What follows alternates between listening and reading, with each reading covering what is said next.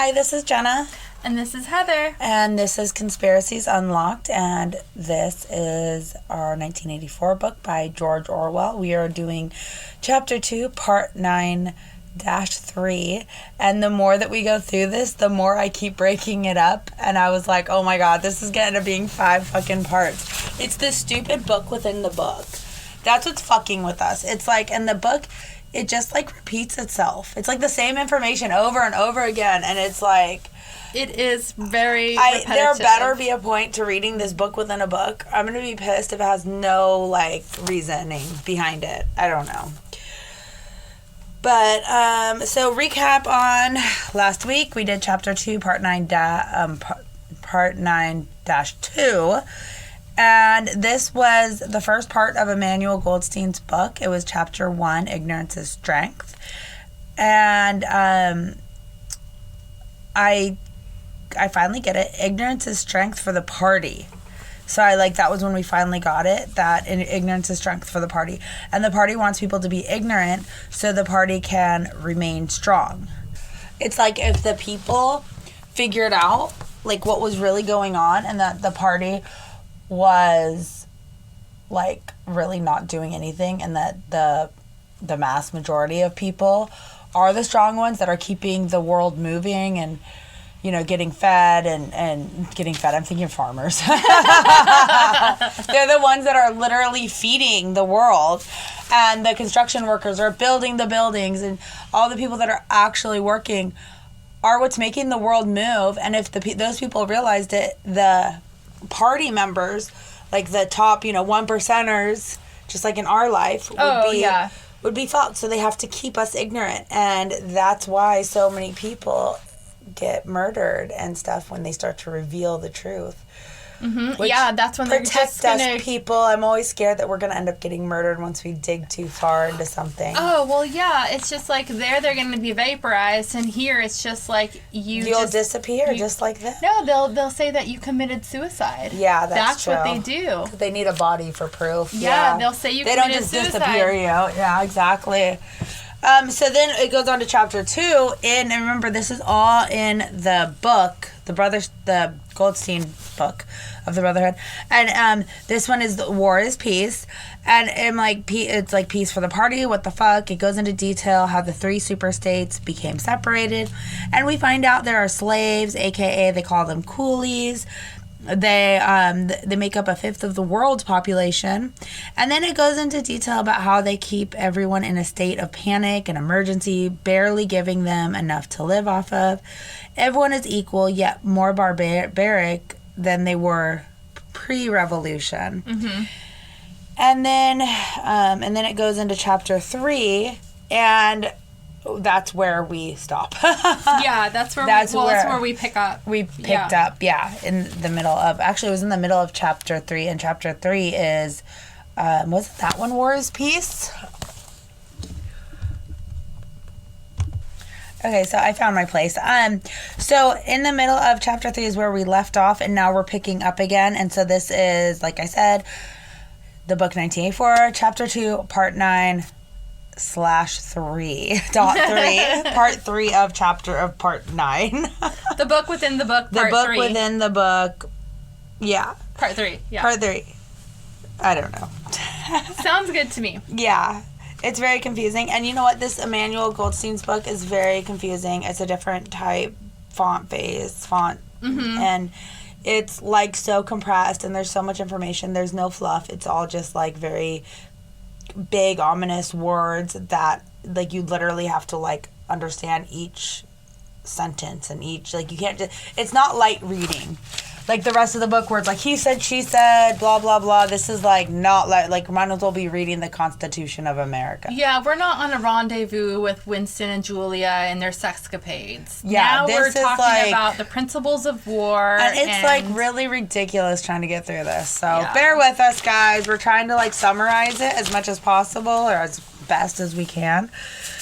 So anyway, so it goes back into talking about how war causes destruction physically by destroying any surplus, and it's like super simple just to destroy shit. And that is the purpose of war. They just want so they can build things up just to tear them down. Build pyramids, temples, set fire to the surplus of goods. They dig holes, fill it again. It just seems like it's such a meaningless life. It's just so wasteful because what is the point of building up temples and pyramids, which we know take hours and hours and years of labor and everything, just to then destroy it once it's made? It's to keep the workers ignorant. And to keep them busy. To keep them so busy and ignorant that they don't even realize that they're like working, that like they don't realize, they don't have enough time to stop and think about like what the fuck is going on. Why are we working our asses off but everybody else is being all chill and like sitting high in their high-rise sky apartments, you know? And they're not going to tell them like what the purpose of the temple, the pyramid is. They're just going to make it seem like it's very important. We need to do this. This is our task, and this is very important. They even say that they produce vast quantities of goods just to set fire to them, and it's to keep them in a constant state of panic and worry, like, oh my God, we have to be at war to get our goods back, when each country can sustain themselves. Yeah. They don't need anything else. They don't. They just do it, to control and manipulate the people, which is just, it's so power hungry and doesn't make sense either. Like, how can you want to live like that? So the real lazy people are the people in the top. Yes. Those are the actual, like, meaningless people. Yeah, it says, the morale of the masses whose attitude is unimportant so long as they are kept steadily at work, but the morale of the party itself. So it's like all about the party. Yeah. Like they don't, all these need to keep the workers at a steady pace, just keep them working. As long as the party's good, that's it. Yeah, Nobody else is concerned about anything. No, and then, so like, so all of the stuff like building and all the ways is like the emotional basis for a hierarchical society. And so, in other words, it is necessary that he should have the mentality appropriate to a state of war. That's like what the perfect party member, or not party member, but not parole too. Everybody should be in a constant state. He is just like the masses. Yeah. Like, he is just generalizing. Like, it's just the masses. Everybody has to say, yeah, exactly. So the perfect party member is required to be competent and knowledgeable in their area and yet be completely ignorant when it comes to the party. And whose main moods need to be fear, hatred, and adultation. So, and they just, they have to be, like, mentally prepared to be ready to... Not ready to go to war, because they're not, like, military guys that are ready to go to war, but they need to have that mentality of, like, we're going to be at war any second. Like, right now. It's always imminent It's danger. Be happening. We're so thankful for whatever little bit we get, and we don't need more, or we need to save, we need to conserve, we need to do whatever we can to help the party. The emotional state is more easily achieved in an atmosphere of war. So that emotional state of What's the that people. Fear that they put in people, I think. That's almost like now, like, I know right now, like, we in America, in U.S., are, like, impending, like, we're waiting for a recession. Like, it's like impending doom. Like, everybody's waiting for the big recession to come back again, you know? People think in a lot of ways we are already in a recession with just, like, prices of food going up and housing going up. And, like, I mean, we are in California, so it is expensive to live in California. But all parts of the United States are feeling it. They're seeing it. Yeah, no, and I believe that. But I think what's going to happen is there's going to be a bust, pop, whatever. Pop and be even worse, yeah. Yeah, like something, I don't know. But, so it's like we're always in that constant state of fear, and that's exactly where they want us to be. And so we're like literally feeding into it, into our own government, doing this shit. So, I also had this thought after reading all this. Emmanuel Goldstien, like, knows so much about the party, and it's like, this is the Brotherhood handbook. But what is the handbook? The handbook is then the party. I think that Emmanuel Goldstien is fucking Big Brother. Not fucking him, but is Big Brother. Yeah. And that he literally is like controlling everything. He's the one that's pulling the strings. Yeah, and he's doing this yeah. in order to see who's in the divide and who's to keep a better eye on everybody. But they say that they don't have a leader, though, supposedly.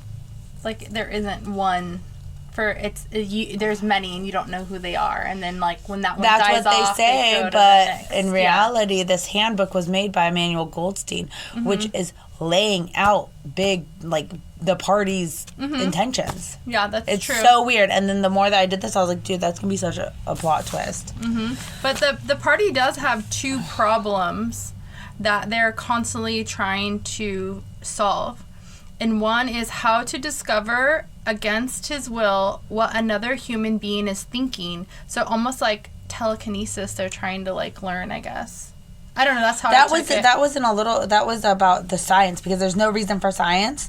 So they have no reason to, like, move forward, and there's not even a word for science in Newspeak. Yeah. They don't even have it. It's an extinct ideology. And because they want everything to stay the same to keep the power. And science is, like, only okay when it's used for the diminution of... I can't say the word. I can hear it in my head. Of human liberty. So when they're trying to, like, decrease human liberty. And so they only use the science for two things. And that's when another person is to figure out, like, telekinesis, like you said, and then how to kill hundreds of millions of people quickly with no warning. So unless you are a scientist that, like, could look into the smallest facial features, the extraordinary minuteness. Minuteness. I wrote minuteness in my notes. The minuteness of gestures, voice tones, anything that is, like, a telltale sign of what someone is thinking. That's kind of what the telescreens do. But what it really got me to was the truth-producing effects of drugs. So it's like truth serum. Oh, I didn't see that part. Yeah, it says the truth-producing effects of drugs, shock therapy, hypnosis, physical torture, which we know they do anyway when they are going to evaporate, or what's the word? Yeah, evaporate you. Not evaporate you, but yeah. Stop waving your hand at me. It's not helping. I was like, extinct you. Yeah, that word. Vaporize. Vaporize you. Oh my evaporate God. you.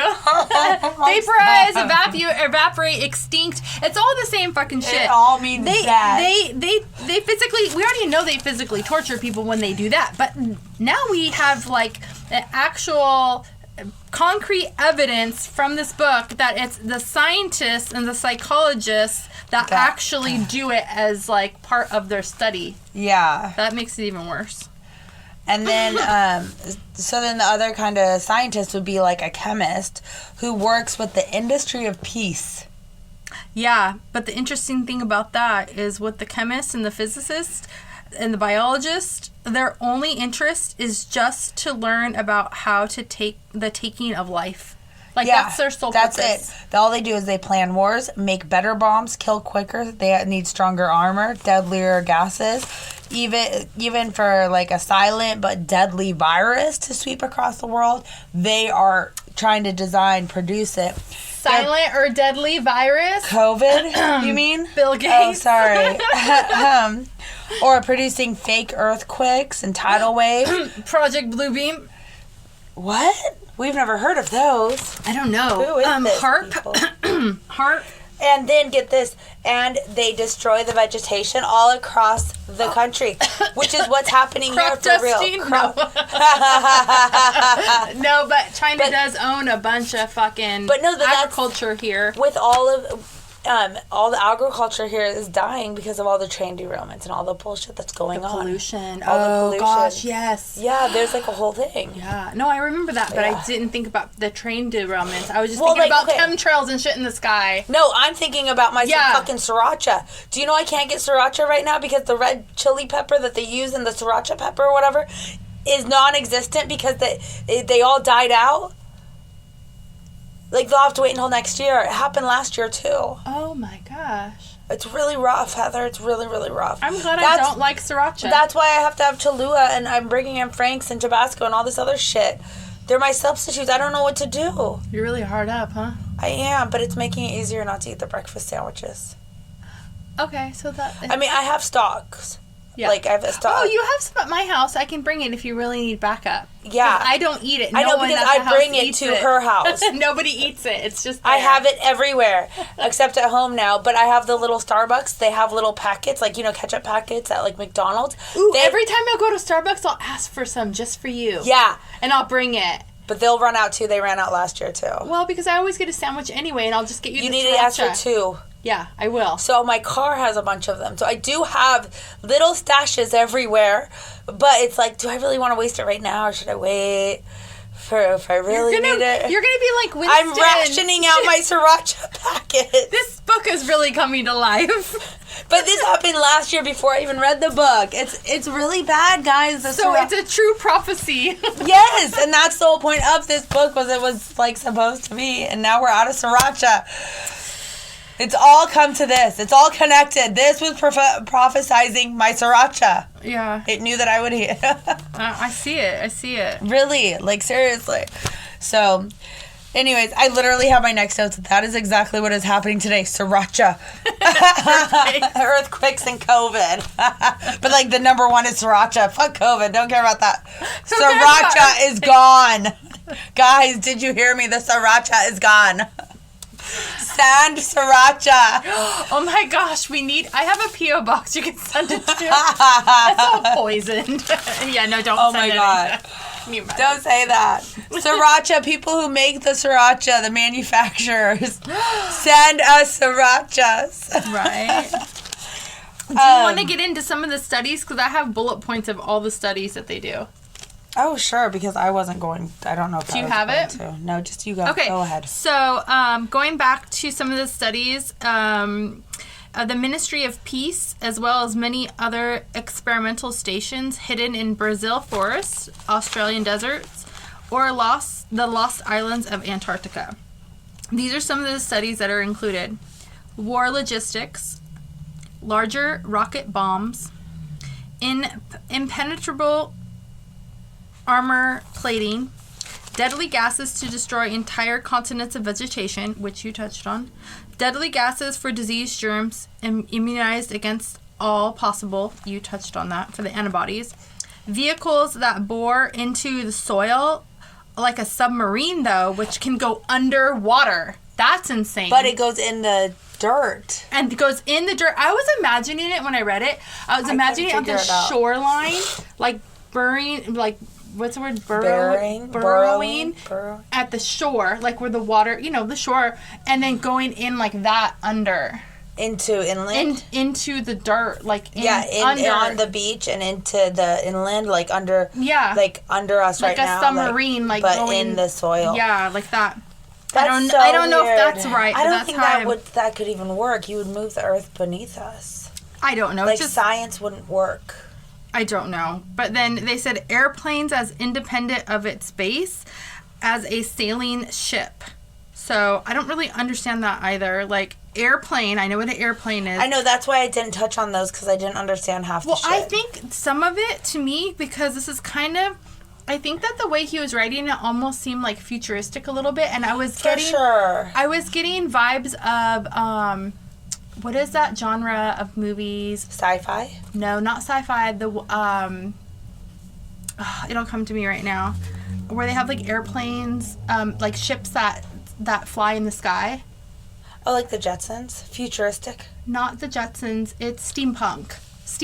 I was envisioning steampunk machines. What the fuck is steampunk? I'll show you. Okay. But if people will understand steampunk, like a lot of people will, it's like a certain genre of... I don't know, you might want to look it up just to see what steampunk is so you know, because I'm not going to be able to describe it. Okay. So, it's steampunk. That's what I pictured. And then also focusing the sun's rays through lenses suspended thousands of kilometers away in space. And then producing artificial earthquakes, like you stated, tidal waves, and by tapping the heat at the Earth's center. Which I think that's part of global warming and stuff. That's the premise of that, is that the Earth's center is heating up, and that's what's causing global warming, and that's why we're having earthquakes now and stuff. Possibly. I think that's one of the theories, but it really shouldn't be a theory because it should be fucking science. Well, there's a lot of theory in science. There's theory. Yeah, I guess that's all it is theory. Go ahead. So then, due to poor leadership between the three superstates, these projects never really come, like, they never go anywhere. They can't. They're always in a state of standstill. Exactly. Because they're always the same. It's like if you had triplets and they all are the same and they all possess the same powers and the same everything, it'd be like having three Supermans. Yeah. You'll never one-up each other, and it's not designed that way. And the inner party already knows that the war is fake. And Oceania will always win, and it runs pretty much the whole world. Yes. And they've already, like, figured, like, they already know that it's fake. They the only time that they ever, it's like, they fight. The only thing that they really fight over is the land that's, like, not territory where the coolies live. Like, the fifth of the population. And that's it. Like, that's all they fight over. But they pretend fight over all this other shit. Then they do the treaty. Then they get along, and then they fight with the next country. They do the treaty. They get along. Then they fight with the next country. And it's just, it's like rinse, repeat, rinse, repeat. And that's what's also, like, repetitive in this book, because they've already said that earlier, and he's just now kind of confirming it, because before that was Winston. Winston was speculating, and now we know it's like the truth. This is like a confirmation. And then towards the end of this little, like, chapter within the chapter within the book, of Goldstein's, he, like, spends a page fucking summarizing what we just talked about. Like, we could just read the fucking last page and been like, there's your summary of this fucking part. Yeah, I mean, because it's just very repetitive in what he says. He does say a few things. But I think that is why, you're right, that is why I think that we think it's so repetitive, is because Winston's already read it, earlier, and now we're just getting the confirmation. You're right. But there are some things about the superstates that, like, one thing that they were saying, the book was saying, that is the book within the book, is saying it's remarkable that each superstate already has atomic bombs, far more powerful than anything that the researchers are trying to discover. So atomic bombs were actually first appeared in the 1940s, and they were first used in the 1950s.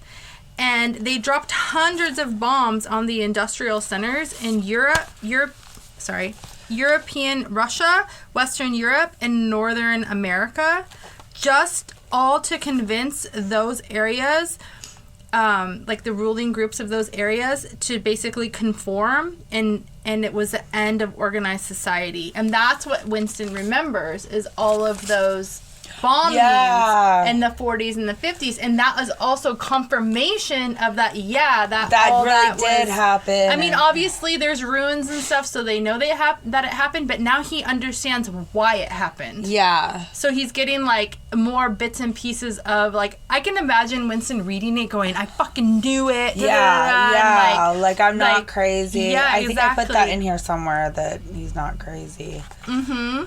And that they continue to make atomic bombs, but they just store them.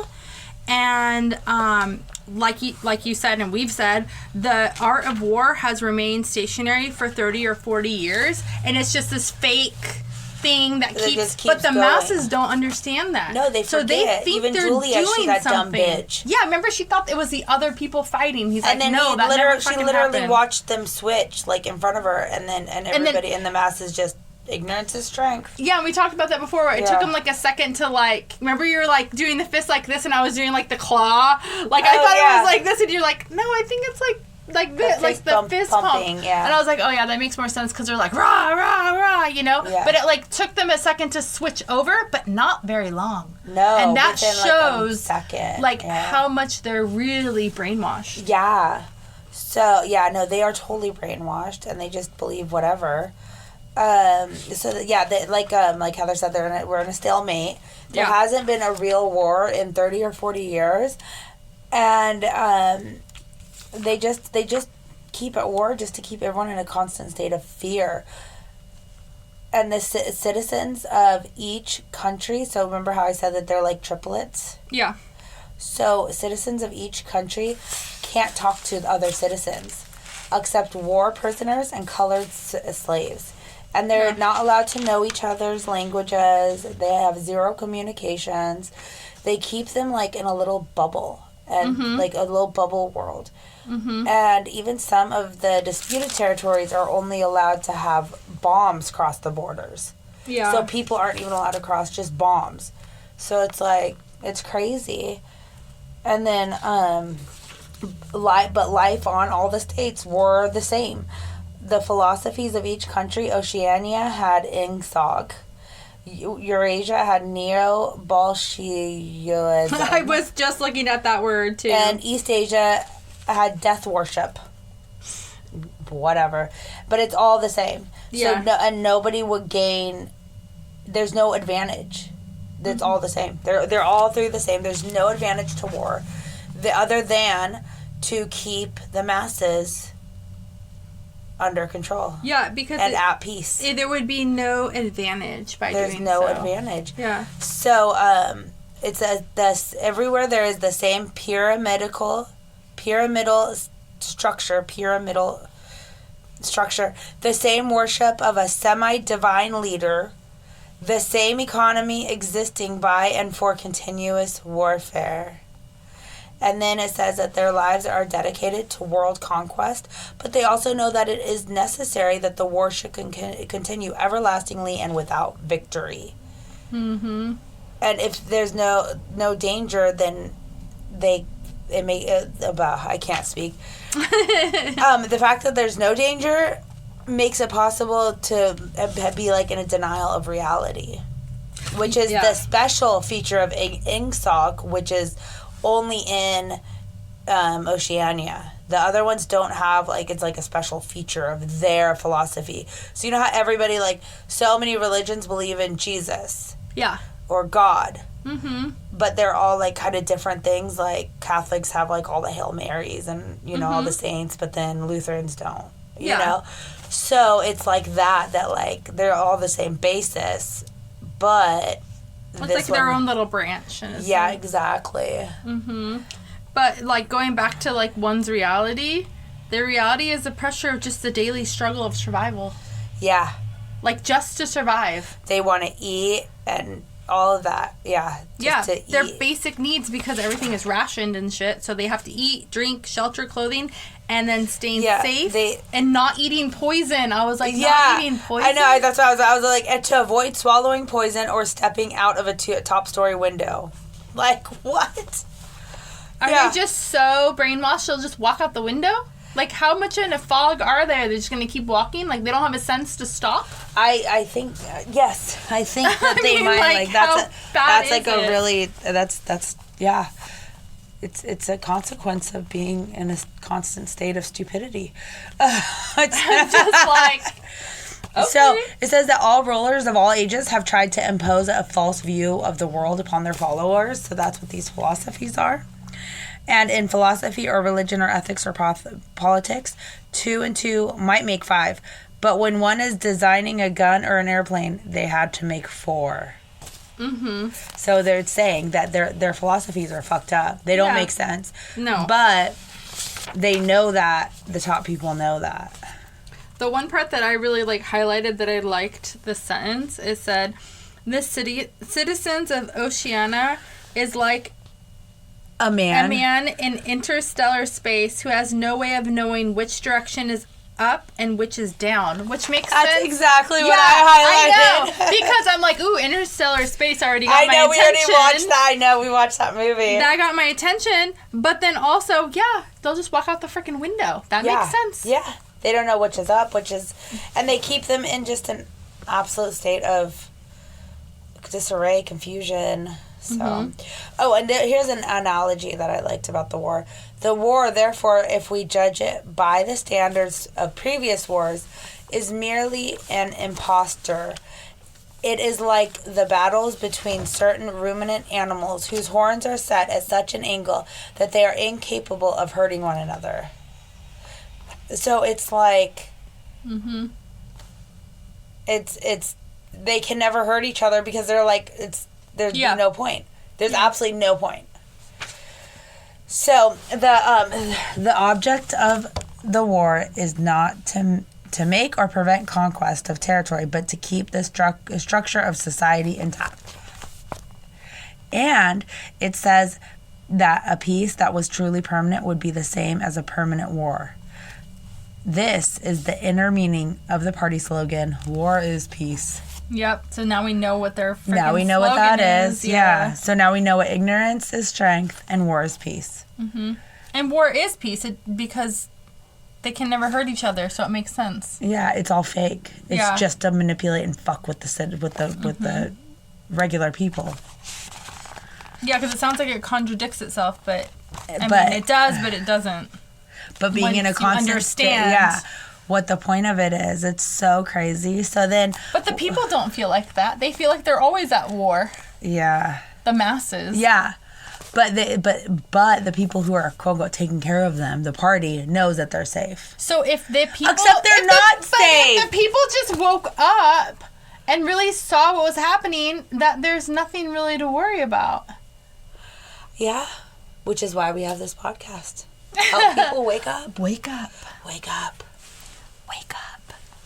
Beep, beep, beep. So Winston stops reading. So we are not done with the Brotherhood book. But now we're done with this part 3 of it. Yeah. So now he's still in Mr. Charrington's upper apartment, the little room that he rents out to be alone with Julia. And so he's safe, and he hears Julia coming, and the book fascinated him and and reassured him. And that's when I wrote, like, oh my God, he's like finally feeling like he's not crazy. Mm-hmm. And then he hears Julia's footsteps, and he's like, I've got the book. And she's just like, oh, you got it? Cool, dude. Like, and she just like knelt down beside him and started to make coffee. Because you know why? Julia's a bitch. I'm over the Julia thing. He needs to find a new person. Julia is, I wrote fucking Julia. She's always so uninterested. And anything that he's like interested in, she's like, eh. I wrote, what I write? Crazy bitch or Julia's a bitch? Something bitch. Oh, lazy bitch. Lazy bitch. I wrote lazy bitch. Because she was like tootling around, and then she like lays down, and he can tell that she's like about to fall asleep. And then she goes, he's like, hey dude, like we gotta read this, sweetie. Let's, like, you gotta read the book. We only have like 5 days left, you know? Mm-hmm. And she's like, she says, oh, read it aloud. That's the best way. Then you can explain it to me as you go.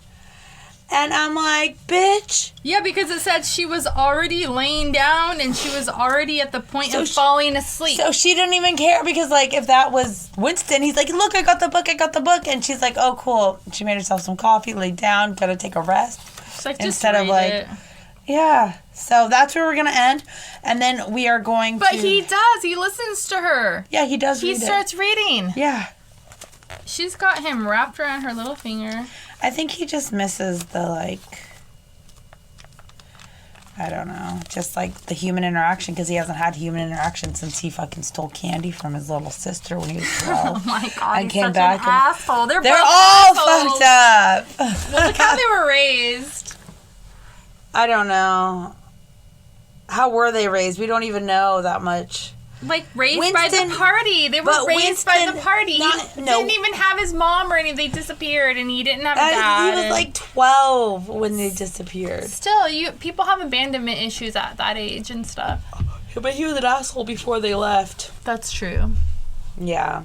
I don't know what his deal is. All right, well, join us next Monday, and we are 2/3 of the way done with the book. We're on page 202.